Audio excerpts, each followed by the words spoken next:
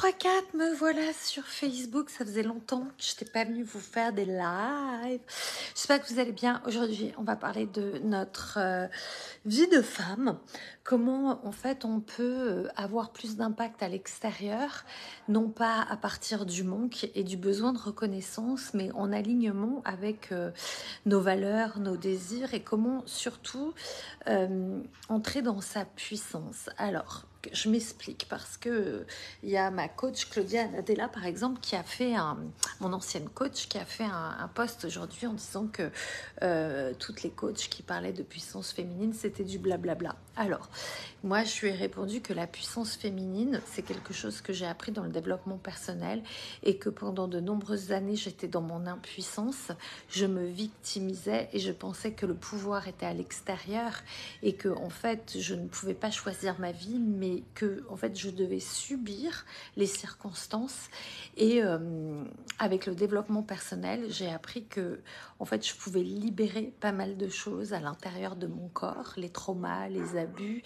mais aussi libérer mes postures, changer de positionnement pour entrer dans ma puissance. Et donc c'est de ça dont je vais vous parler parce que en fait je suis convaincue que les développements personnels va beaucoup plus loin que l'analyse et la psychanalyse par rapport à ça, parce que je connais plein de gens qui voient des psys et qui avancent pas pendant des années. La psychanalyse analyse, alors que le développement personnel nous permet en fait d'aller dans notre d'aller expérimenter directement avec des outils concrets.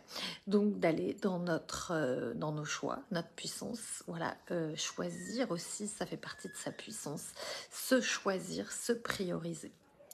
Et ce soir, j'avais envie de vous parler de la relation à soi, mais comme vous avez vu dans un de mes posts, j'ai parlé de la relation que pendant longtemps, en fait, je pensais que prendre soin de moi, c'était me faire les ongles, aller chez le coiffeur et être bien coiffée et bien maquillée. Et en fait, c'est ce que nous renvoient en fait les signaux sociétaux derrière les écrans, la pub, qu'une femme doit être bien foutue, bien gaulée, avec de la super lingerie, bien maquillée, etc. Et que c'est comme ça qu'on l'aimera et qu'elle sera cool et sexy. Par contre, on nous apprend jamais à prendre soin de nous, dans le sens, non pas prendre soin de notre extérieur, mais prendre soin de notre intériorité. Et prendre soin de notre intériorité, c'est quoi? C'est en fait, est-ce que je m'écoute? Est-ce que je me priorise? Ou est-ce que j'ai été éduquée dans un endroit, un espace où l'autre, notamment les hommes, étaient priorisés sur moi, où j'avais un parent déviant, défaillant, toxique, maltraitant, qui m'a pas appris en fait à mettre des limites, à avoir des repères sur ce qui est bien, ce qui est pas bien. Ce que je vois souvent dans mes séminaires, c'est que les femmes blessées ont eu un parent défaillant, soit de la maltraitance, soit de l'abus, soit un manque de parents, etc.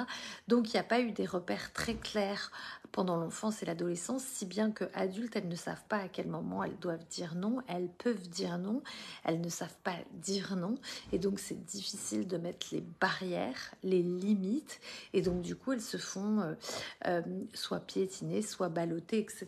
Et entrer dans sa puissance, c'est savoir dire, reconnaître en fait ce qui est ok pour nous et ce qui est pas ok pour nous, et savoir reconnaître à quel point c'est abusif ou pas. Par exemple, je vous donne un exemple, j'ai viré une personne de un de mes programmes avant que le programme commence, avant que Destination Abondance commence. En fait, j'ai dit à la personne que c'était mieux qu'elle ne vienne pas au programme parce que, en fait, elle était dans une posture de vouloir contrôler, tout contrôler, et que, en fait, tous mes cadres, les moyens de paiement, le mode de paiement, la séance de transgénérationnel qui se passait en ligne. Tout ça, en fait, à chaque fois, elle revenait dessus et elle demandait à ce que ça soit différent pour elle. Et donc, bon, pour les modes de paiement, je fais un effort une fois, deux fois. Au bout de la troisième fois, où en fait, on met en place un cadre, elle change encore le cadre, c'est de l'abus. Et c'est de savoir dire non, je préfère en fait une cliente en moins dans le programme, mais c'est comme ça, je vous prends l'exemple du programme et de l'argent. Je préfère avoir une cliente en moins, mais je préfère en fait Donc ça se reconnecte, voilà. Quand le téléphone sonne, je suis obligée de refuser l'appel pour que, bref.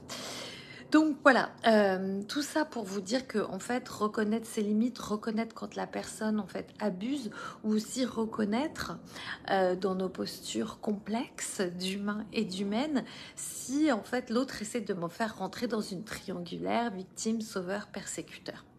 Parce que en fait toutes ces postures là d'abuseurs ou de victimes sauveurs persécuteurs en fait nous sortent de notre pouvoir, de notre puissance, nous font dévier dans un relationnel qui est pas contributif et qui est pas d'adulte d'égal à égal, et donc du coup bah en fait on n'est pas dans sa puissance, on ne sait pas en fait des fois se sortir de ces situations là, et avoir du leadership c'est en fait reconnaître ça et savoir se diriger, savoir où en fait j'ai envie d'aller, dire non. Donc c'est incarner en fait un modèle de femme qui sait où elle va, qui sait dans quelle direction elle a envie d'aller, mais alignée à qui elle est. Je vous parlais aussi des comparaisons entre femmes. Alors, vous me connaissez, hein, je suis du coq à l'âne, mais ça se rejoint. Je vous parlais des comparaisons aussi entre femmes dans mes posts, et vous avez été nombreuses à réagir par rapport à ça. Vous me disiez, mais oui, mais moi aussi, Vanessa, je suis tellement jalouse des femmes, des fois, que j'observe sur les réseaux, etc. Donc, en fait, quand on est jalouse, il faut aller observer si on a une blessure de sororité. La blessure de sororité, c'est est-ce que je suis en train de me comparer tout le temps avec les autres femmes parce que je les trouve moins bien et moi, je me trouve que je suis une grosse merde.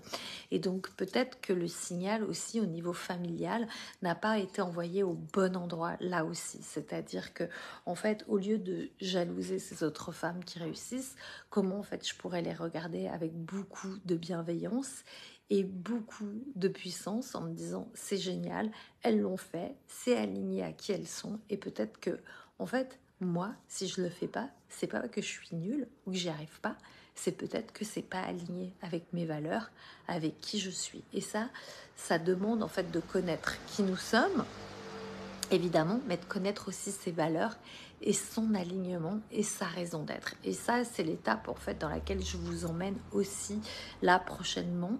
C'est entrer dans sa puissance, reconnaître les postures abusives des autres ou les postures qui sont pas ok pour nous, libérer les abus du transgénérationnel, mais aussi en fait quelle est ma raison d'être, qu'est-ce que en fait moi je veux incarner, je veux libérer, où je veux évoluer, à quel endroit.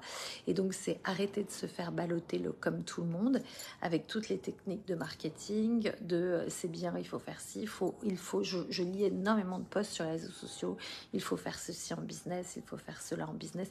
Et en fait, c'est la meilleure façon de vous désaligner les il faut, tu dois. On a vu dans Destination Abondance ce week-end que le tu dois et il faut, c'est toujours la posture parent. Donc, c'est celui qui est dans les devoirs et les obligations, qui vous dit tu dois, il faut. C'est les parents en fait qui vous disent tu dois faire tes devoirs, tu dois te brosser les dents, tu dois bien manger, bien travailler à l'école. Mais en tant qu'adulte, personne a le pouvoir de nous dire tu dois ou il faut. Et quand vous écoutez les tu dois et il faut, en fait, vous sortez de votre alignement intérieur. Parce que, en fait, le tu dois, il faut part du système de valeurs de la personne et pas des vôtres. Mais ça demande de connaître ses valeurs et de savoir mettre ses limites et de dire ok, tu dois, il faut, c'est pas pour moi. Donc voilà ce que j'avais envie d'évoquer aussi pour vous aujourd'hui, parce que en fait en ce moment, comme vous le savez, je parle de leadership. Le leadership, c'est pas être leader et être un gourou et que tout le monde nous suit. Avoir du leadership, c'est en fait savoir où j'ai envie d'aller dans ma vie, ce que j'ai envie de faire les 5, 10, 15 prochaines années, où je me dirige, avec qui, comment, dans quelle énergie.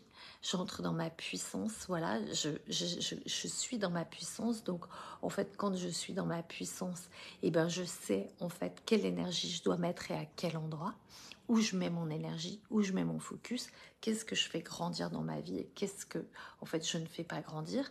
C'est ça d'avoir du leadership, c'est de se diriger. Et de se diriger, en fait, ça demande aussi d'avoir fait un travail sur les libérations des blessures émotionnelles, donc d'avoir fait tout un travail de reconnexion avec son enfant intérieur. Alors je sais que ça fait chier et c'est pas à la mode dans le développement personnel de parler d'enfant intérieur. Mais n'empêche que quand on se fait diriger par les autres, et c'est souvent aussi quand on est dans des déclencheurs émotionnels. J'avais une conversation à midi avec quelqu'un et je lui ai dit une phrase sur quelqu'un qui avait dit un truc et en fait cette personne, ça l'a agacée et elle a voulu réagir immédiatement. Et je lui ai dit non, parce que là, en fait, regarde, c'est l'émotion qui réagit. Donc regarde plutôt cette émotion. Qu'est-ce qu'elle vient te dire? Qu'est-ce qu'elle vient te raconter? Où est-ce qu'elle te touche? Parce que, en fait, comme dirait Mélanie Ann Leyer, que vous connaissez toutes et tous, j'imagine, c'est quand les émotions sont hautes, l'intelligence est basse. Ce qui veut dire que quand on fonctionne avec nos émotions, on n'est pas dans notre intelligence de cœur, dans notre intelligence émotionnelle. Et donc, du coup, en fait, là aussi, on peut dévier et partir, en fait, en sucette et pas incarner le leadership qu'on a envie d'incarner. Et puis, surtout, après, de se dire, ben, en fait, merde, je me suis fait blablabla. Et en fait, une fois que l'émotion est redescendue, ben, après, on va dans son mental et on regrette ce qu'on a dit, ce qu'on a fait, etc. Donc, le leader, c'est quelqu'un qui, en fait, a fait le travail des blessures de l'enfant intérieur. Et du coup, c'est exactement se diriger et contrôler, entre guillemets, même si j'aime pas le mot contrôler. Mais en tout cas, c'est ça, parce qu'en fait, il ne s'agit pas de refouler les émotions, il ne s'agit pas de ne pas s'en préoccuper, mais il s'agit de les observer, de les regarder et de vivre avec. Donc, il sait ne pas se faire impacter par son état émotionnel, le leader. Et donc, tout ça, ça demande en fait d'aller en totale vulnérabilité, aller voir plein d'espaces de soi-même. C'est souvent en tant que femme des espaces qu'on n'a pas appris à les regarder. Et puis, c'est souvent des espaces où en fait, c'est compliqué d'aller voir ça parce qu'on a peur que ça fasse mal. Souvent, dans les séminaires, quand je vais dans ces espaces-là ou que je propose à mes clientes d'aller dans ces espaces-là, il y a souvent un recul et un frein au premier abord parce que on se dit merde, il va falloir que j'ouvre la boîte de Pandore, l'endroit que j'ai caché toute ma vie, qui me fait mal et que j'ai en fait bien entassé et en fait, derrière mon énergie contrôlante masculine, je fais genre tout va bien, je maîtrise, je suis en total contrôle. Et c'est souvent les femmes dans des énergies très masculines qui en fait ne sont pas dans leur féminin et sont pas allées connecter à tout cet espace-là d'énergie féminine, de se recevoir telles qu'elles sont, dans leur vérité intérieure, dans leur souveraineté. Et donc, quand on n'a pas connecté tous ces espaces-là, qu'on n'est pas allé voir dans ces endroits où on se cache à soi-même, où on peut se mentir à soi-même, et ben en fait, on va pas dans ces espaces de vulnérabilité. On masque tout ça sous un truc de énergie masculine, donc d'ego et de contrôle. Et finalement, derrière, à l'intérieur, on vit pas la vie qu'on veut, on est déçu et on n'a pas l'impact qu'on a envie d'avoir dans le monde, dans notre business, dans notre travail, dans notre relationnel, dans notre famille, avec nos enfants, etc. Donc c'est pour ça que c'est super important en fait d'aller dans tous les espaces de libération émotionnelle, libération des blessures, reconnexion avec la petite fille intérieure, transgénérationnel, trauma, abus. Donc, si vous avez envie de travailler ces espaces-là, si vous avez envie d'aller plus loin, vous savez que j'embarque 5 femmes à Minorque. Pourquoi Minorque? Parce que c'est une île magnétique, c'est une île magique, c'est une île paradisiaque, c'est une toute petite île avec des petites plages et des criques et une eau de mer juste sublime. Et j'avais envie de vous emmener sur une île pour connecter en fait à votre île intérieure, à votre beauté intérieure. Il y a 6 places, c'est du 16 au 20 octobre. Les vols, il y a plein de vols low cost pour Minorque, donc les vols ne sont pas inclus dans le programme, mais sinon tout est inclus. On est dans une magnifique villa de rêve avec 3 salles de bain, toit terrasse, vue mer. On est à 2 pas des plus belles criques de Minorque.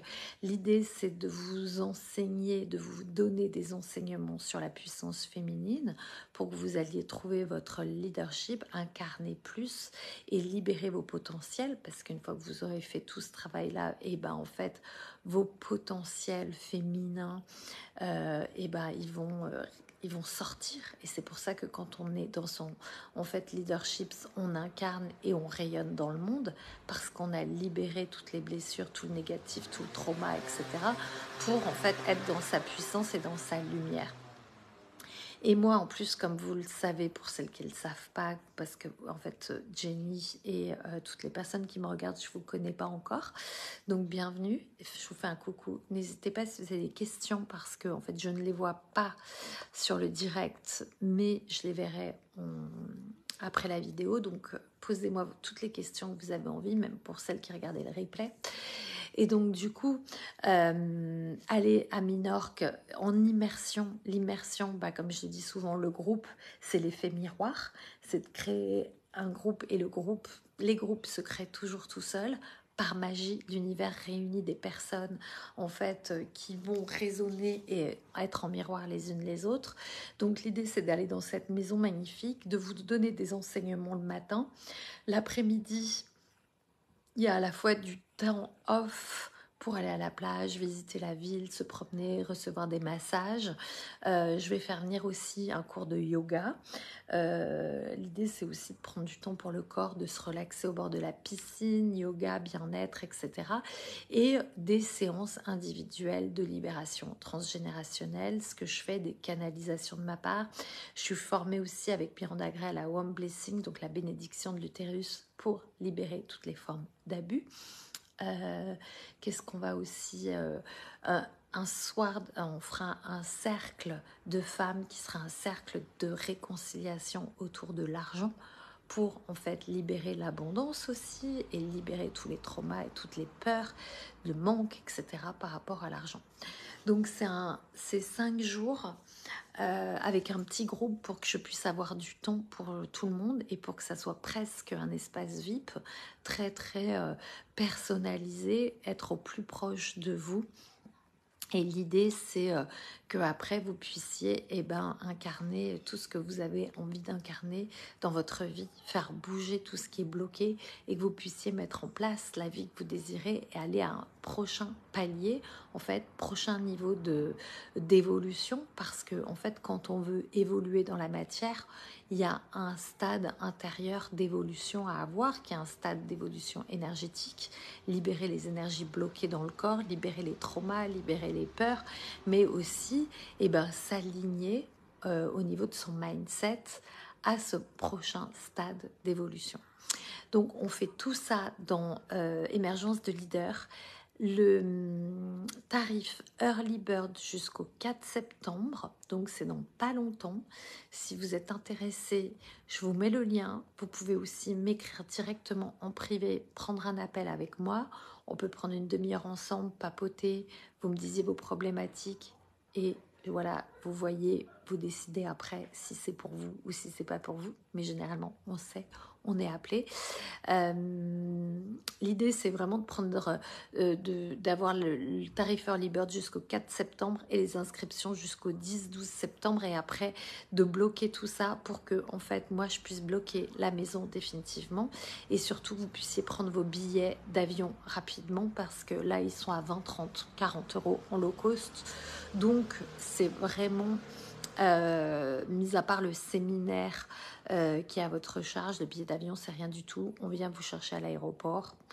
La maison elle est à 10 km de l'aéroport, donc c'est tout facile. Une fois que vous êtes engagé, il n'y a plus rien à faire, juste à se laisser glisser dans ce paradis et puis d'aller prendre du temps pour vous, pour votre corps aussi et pour votre développement personnel, vous offrir un cadeau, vous honorer, vous chouchouter. Voilà, l'idée c'est tout ça. Moi, vous savez, j'ai déjà fait beaucoup d'immersions. C'est ma première à l'étranger. Donc, c'est aussi de s'offrir un moment ensemble, entre femmes, et de s'apporter du réconfort et de se pousser vers le haut.